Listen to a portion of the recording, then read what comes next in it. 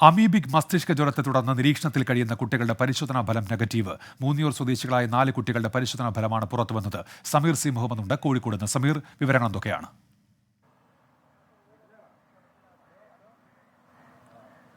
ഉന്മേഷ ആശ്വാസകരമായ ഒരു വാർത്തയാണ് നമുക്ക് പങ്കുവെക്കാനുള്ളത്. മൂന്നിയൂർ സ്വദേശികളായിട്ടുള്ള 5 കുട്ടികളാണ് കോഴിക്കോട് മെഡിക്കൽ കോളേജിൽ ചികിത്സയിൽ കഴിയുന്നത്. ഒരു കുട്ടി ഗുരുതരാവസ്ഥയിൽ കഴിയുന്നു.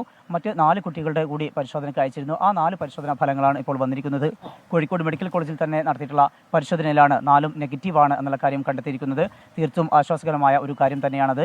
മാത്രമല്ല, ഇനി പുറത്തേക്ക് ഇതിൻ്റെ മറ്റ് പരിശോധനകൾക്ക് വേണ്ടി അയക്കേണ്ടതില്ല. നിലവിൽ നടത്തിയിട്ടുള്ള എല്ലാ പരിശോധനാ ഫലങ്ങളും നെഗറ്റീവായ ഒരു സാഹചര്യത്തിൽ ആശങ്കപ്പെടേണ്ട സാഹചര്യമില്ല എന്ന് കൂടി ആശുപത്രി അധികൃതർ അറിയിക്കുന്നുണ്ട്.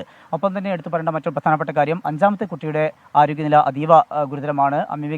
അമീബിക് മസ്തിഷ്ക ജ്വരം ബാധിച്ചുകൊണ്ട് ചികിത്സയിൽ കഴിയുന്ന കുട്ടി ഇപ്പോഴും ഗുരുതരാവസ്ഥയിൽ തുടരുന്ന ഒരു സാഹചര്യം തന്നെയാണ് ഉള്ളത് എന്നും ആശുപത്രി അധികൃതർ അറിയിക്കുന്നുണ്ട്. സമീർ സി മുഹമ്മദാണ് കോഴിക്കോട് നിന്ന് വിശദാംശങ്ങൾ നൽകിയത്.